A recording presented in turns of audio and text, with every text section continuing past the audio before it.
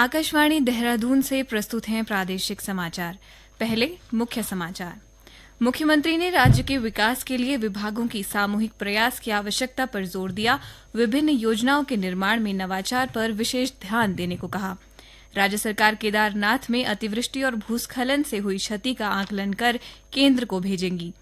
RBI ने द्विमासिक मौद्रिक नीति की घोषणा की। लगातार 9वीं बार भी रेपो दर में कोई परिवर्तन नहीं।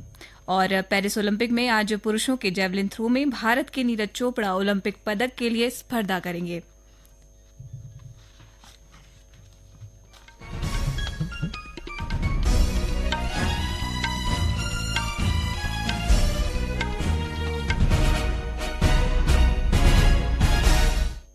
नमस्कार, दोपहर समाचारों के साथ मैं रागिनी बिंजोला और अब समाचार विस्तार से।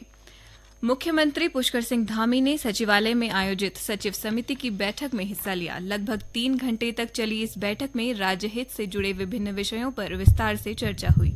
मुख्यमंत्री ने कहा कि जल कल्याणकारी योजनाओं को आम जनता तक पहुंचाने में सचिवगणों की भूमिका महत्वपूर्ण होती है। उन्होंने कहा कि राज्य के हर क्षेत्र में विकास के साथ ही लोगों का जीवन स्तर बेहतर बनाने के लिए सामूहिक प्रयास की आवश्यकता है। श्री धामी ने जोर देते हुए कहा कि योजनाओं के बेहतर निर्माण और उन्हें बेहतर ढंग से लागू करने के लिए कार्य योजना बनाई जाए और इन योजनाओं में आम लोगों के हित को प्राथमिकता दी जाए। उन्होंने आधुनिक तकनीक का अधिकतम उपयोग करते हुए विभिन्न कार्यों और योजनाओं के निर्माण में नवाचार पर विशेष ध्यान देने के निर्देश दिए। सुशासन पर विशेष बल देते हुए मुख्यमंत्री ने सचिवों को विभिन्न विभागों में खाली पड़े पदों पर आगामी 2 सालों में नियुक्ति प्रक्रिया पूरी की जाए। मुख्यमंत्री ने बैठक में अधिकारियों को निर्देश दिए कि सचिव समिति की बैठक में राज्य हित से जुड़े विषयों की नियमित समीक्षा की जाए। उन्होंने कहा कि आगामी 1 वर्ष के लिए महत्वपूर्ण योजनाओं का एक रोस्टर प्लान बनाया जाए जिसमें व्यापक जनहित वाली योजनाएं शामिल हों।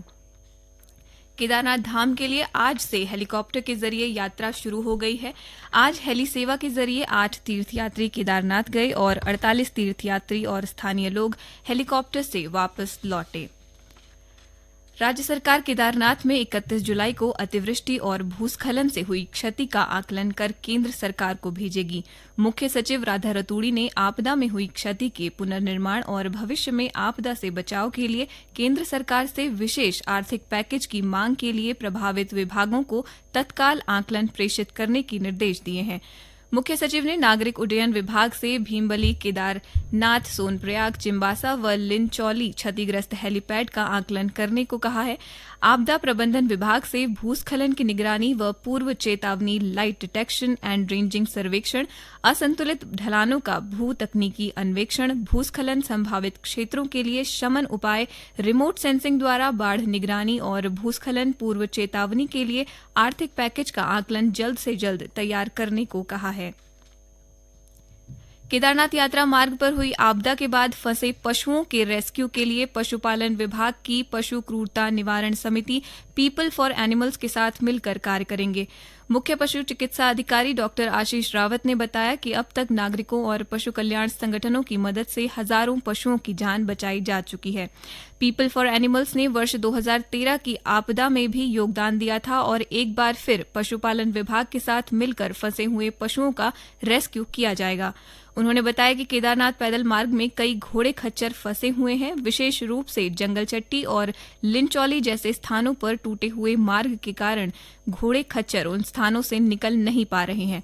फंसे हुए पशुओं तक पर्याप्त मात्रा में चारा पहुंचाया जा रहा है। जल्द ही सभी फंसे हुए पशुओं को सुरक्षित निकाल लिया जाएगा। उत्तराखंड चिकित्सा सेवा चयन बोर्ड ने परीक्षा नियंत्रक प्रोफेसर विजय जुयाल ने बताया कि महिला स्वास्थ्य कार्यकर्ता के 391 पदों की भर्ती का अभिलेख सत्यापन कार्यक्रम जारी कर दिया गया है। अभिलेख सत्यापन 18 से 30 सितंबर तक बोर्ड कार्यालय में होंगे। उन्होंने बताया कि उत्तराखंड चिकित्सा सेवा चयन बोर्ड ने फरवरी में स्वास्थ्य विभाग में समूह ग के अंतर्गत महिला स्वास्थ्य कार्यकर्ता के रिक्त पदों पर आवेदन आमंत्रित किए थे। परीक्षा नियंत्रक ने बताया कि अभिलेख सत्यापन के विस्तृत दिशा निर्देश, प्रवेश पत्र संबंधी सूचना बोर्ड की वेबसाइट पर अपलोड की जाएगी। स्वास्थ्य मंत्री डॉक्टर धन सिंह रावत ने आज चमोली जिले के गोपेश्वर में 50 बेड क्रिटिकल केयर ब्लॉक का शिलान्यास किया। इस अवसर पर उन्होंने कहा कि यह क्रिटिकल केयर ब्लॉक निकट भविष्य में स्थानीय लोगों की सेवा में काफी सहायक और लाभदायक सिद्ध होगा। इससे पहले उन्होंने चमोली में कार्यकर्ताओं के साथ एक पेड़ मां के नाम अभियान के अंतर्गत वृहद वृक्षारोपण कार्यक्रम में प्रतिभाग किया। इस बीच डॉक्टर रावत ने गोपेश्वर में स्थानीय लोगों की समस्याएं सुनी और अधिकारियों को जल्द निस्तारण के निर्देश दिए। ये समाचार आकाशवाणी के देहरादून केंद्र से प्रसारित किए जा रहे हैं।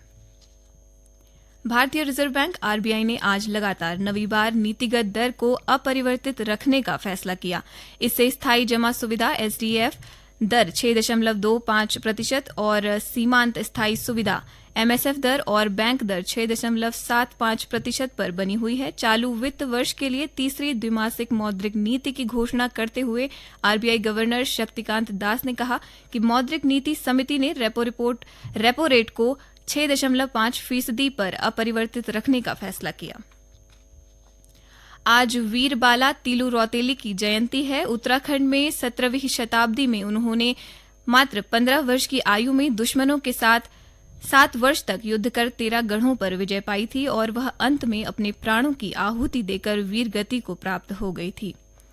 इस वर्ष 13 महिलाओं को तीलू रौतेली और 32 महिलाओं को राज्य स्तरीय आंगनबाड़ी पुरस्कार दिया जाएगा। महिला एवं बाल विकास मंत्री रेखा आर्या विभिन्न क्षेत्र में उत्कृष्ट कार्य करने वाली महिलाओं को सम्मानित करेंगी। श्रीमती आर्या ने कहा कि तीलू रौतेली और आंगनबाड़ी सम्मान महिलाओं को आत्मनिर्भर बनाने का माध्यम है। उन्होंने बताया कि प्रतिवर्ष राज्य में 8 अगस्त को मनाए जाने वाले तीलू रौतेली और आंगनबाड़ी पुरस्कार को लेकर बृहद स्तर पर कार्ययोजना तैयार की गई है। पेरिस ओलंपिक में आज पुरुषों के जेवलिन थ्रो में टोक्यो ओलंपिक खेलों के स्वर्ण पदक विजेता नीरज चोपड़ा अपने दूसरे ओलंपिक पदक के लिए स्पर्धा करेंगे। पुरुष हॉकी में भारत लगातार दूसरे ओलंपिक खेलों में अपना कांस्य पदक का मुकाबला स्पेन के खिलाफ खेलेगा। इस बीच विनेश फोगाट ने पेरिस ओलंपिक में कुश्ती के फाइनल मुकाबले में वजन बढ़ने के कारण कल अयोग्य घोषित किए जाने के बाद खेल से संन्यास लेने की घोषणा कर दी है। उन्होंने एक सोशल मीडिया पोस्ट में यह जानकारी दी। विनेश फोगाट स्वर्ण पदक के 50 किलोग्राम वर्ग में खेले जाने वाले फाइनल मुकाबले से पहले करीब 100 ग्राम भार अधिक होने के कारण अयोग्य घोषित कर दी गई थी। रुद्रप्रयाग जिले में चाका अगस्त्य मुनि के बीच चाका गांव सहित अन्य क्षेत्रवासियों के लिए मंदाकिनी नदी पर आवाजाही के लिए इलेक्ट्रिक ट्रॉली शुरू कर दी गई है। लंबे समय से क्षेत्रवासी द्वारा ट्रॉली लगाने की मांग की जा रही थी। गौरतलब है कि मंदाकिनी नदी पर आवाजाही के लिए कोई साधन न होने के चलते चाका गांव सहित अन्य क्षेत्रों के ग्रामीणों एवं स्कूली बच्चों को लंबी दूरी तय कर अगस्त्य मुनि आना पड़ता था। ट्रॉली लगने से अब क्षेत्रवासियों को सुविधा मिल रही है। मुख्यमंत्री पुष्कर सिंह धामी ने हिमाचल के कैबिनेट मंत्री विक्रमादित्य सिंह से भेंट की। इस अवसर पर मुख्यमंत्री और हिमाचल के कैबिनेट मंत्री के बीच उत्तराखंड और हिमाचल के बीच आपसी कनेक्टिविटी को बढ़ाने के लिए चर्चा हुई। इस दौरान मुख्यमंत्री ने दोनों राज्यों की सीमा पर स्थानीय काश्तकारों को टोल टैक्स में छूट देने की बात कही। मुख्यमंत्री ने इस अवसर पर हिमाचल के मुख्यमंत्री सुखविंदर सिंह सुक्खू से भी फोन पर बातचीत की और दोनों राज्यों की आपसी कनेक्टिविटी की ओर को और अधिक विस्तार देने पर चर्चा की। उन्होंने कहा कि उत्तराखंड और हिमाचल की भौगोलिक स्थिति लगभग एक जैसी है। बैठक के दौरान विक्रमादित्य सिंह ने कहा कि हिमाचल प्रदेश और उत्तराखंड को जोड़ने वाला पौंटा साहिब में यमुना नदी पर बने पुल की मरम्मत के लिए कम से कम 2 महीने पुल के यातायात को बंद करना आवश्यक है। मुख्यमंत्री ने कहा कि राज्य सरकार द्वारा इसके लिए पूरा सहयोग दिया जाएगा। उन्होंने कहा कि पुल की मरम्मत से पहले जिलाधिकारी देहरादून और जिलाधिकारी सिरमौर द्वारा डायवर्जन प्लान बनाया जाएगा। उत्तराखंड विद्यालय शिक्षा परिषद हाई स्कूल व इंटरमीडिएट की बोर्ड परीक्षाओं के आवेदन पत्र 10 अगस्त से ऑनलाइन भरे जाएंगे। आवेदन पत्र भरने की अंतिम तिथि 28 अगस्त नियत की गई है। वहीं हेमवती नंदन बहुगुणा गढ़वाल केंद्रीय विश्वविद्यालय के अधिष्ठाता छात्र कल्याण प्रोफेसर महावीर सिंह नेगी ने बताया कि छात्र 14 अगस्त तक समर्थ पोर्टल पर पंजीकरण कर सकते हैं। और अंत में मुख्य समाचार एक बार फिर।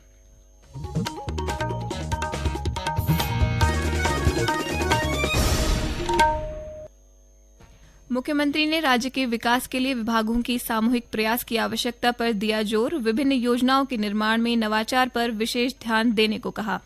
राज्य सरकार केदारनाथ में अतिवृष्टि और भूस्खलन से हुई क्षति का आकलन करने पर केंद्र को भेजेगी। आरबीआई ने द्विमासिक मौद्रिक नीति की घोषणा की और लगातार 9वीं बार भी रेपो दर में कोई परिवर्तन नहीं। और पेरिस ओलंपिक में आज पुरुषों के जेवलिन थ्रो में भारत के नीरज चोपड़ा ओलंपिक पदक के लिए स्पर्धा करेंगे। इसके साथ ही प्रादेशिक समाचार का ये बुलेटिन समाप्त हुआ। नमस्कार।